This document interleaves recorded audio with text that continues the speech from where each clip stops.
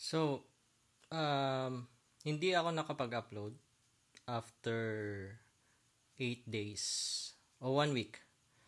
At napansin ko, medyo experimental kasi ito dito sa channel na to.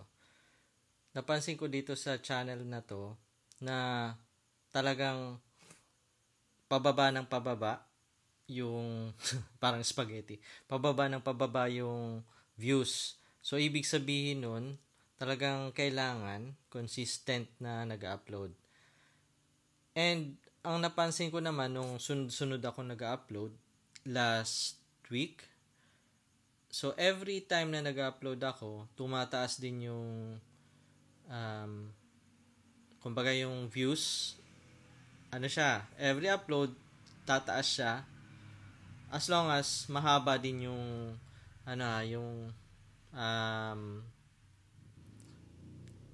duration nung ginagawang videos. So, nag-experiment ako na hindi mag-upload, yung hindi siya maging consistent after 1 week. Habang tumatagal, bumababa yung number of views per day. Pababa ng pababa. Hanggang ngayon, natitira na lang is 2. As in, 1 na lang nga ata doon sa 48 hours. So, ang tinitingnan ko kasi sa analytics dyan is yung 48 hours. So, within 48 hours, nagkakaroon na ng papuntang 0 na yung views. So, si YouTube, sa tingin ko, nagkaroon siya ng algorithm na tinitingnan niya talaga yung consistency ng pag-upload sa channel o sa YouTube mismo. Kasi sa tingin ko, yun naman talaga ang gusto ng YouTube na dapat consistent at laging nag-upload kasi dyan sila naglalagay ng ads. Pero sa ngayon kasi wala pa tong ads nasa hundreds of subscribers pa lang to. So maliban dun sa isa kong channel, nasa 50,000 something ng subscribers yun, kumikita na yun. So gumawa kasi ko ng channel ito, ang nasa 200 something, no? Hindi mga tumataas yung subscribers nito So, ang nakikita ko, kailangan at least, no? Twice a week, makapag-upload. Pero itatry ko na mag-upload ng minimum siguro niyang twice a week. Kung magawa ko ng every other day, di mas maigi. Tapos, i-forecast ko or i-share ko sa inyo kung ano yung magiging statistics or yung analytics nito sa every upload.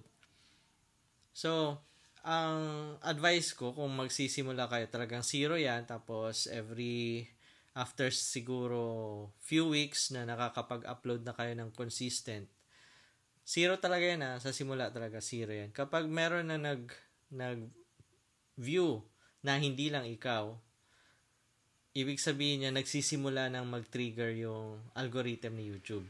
So, titingnan nyo din sa analytics kung yung views ba ay galing sa suggested o kaya naman ay search. Kapag nandun na siya, yung mga views, ibig sabihin na trigger na yung algorithm niyan. Mag-start na yan at wag mo nang tigilan.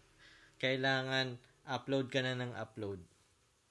Hindi tulad ng ginawa ko doon sa isang channel kasi huminto talaga ako doon Kaya ang nangyari, hindi na siya, bumaba siya. Ngayon, nag-upload uli ako doon. So, ngayon, ito, experimental to na channel. At ang goal ko dito ay mag-share ng experience ko dito sa YouTube. At kung gusto nyo din kumita, syempre, sino ba naman hindi gustong kumita, may pera, meron talagang pera sa YouTube. Kailangan lang maging masipag, syempre. Masipag, matyaga, consistent, hindi ningas kugon, yung mga pinagsasabi ko. So, yon. Hopefully, nakapag-start na ba kayo? Nakapag-upload ka na ba ng kahit isa, o dalawa, o tatlo? Kung nagawa mo na yan, kahit wala pang views yan, magantay lang. Unti-unti, magkakaroon din yan.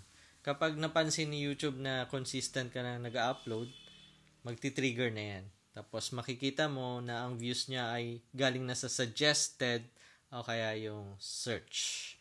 Tapos okay na yan. Tapos balikan mo ko kapag mag-comment ka dito. Balikan mo tong video na to. So mag-subscribe ka para may mabalikan ka.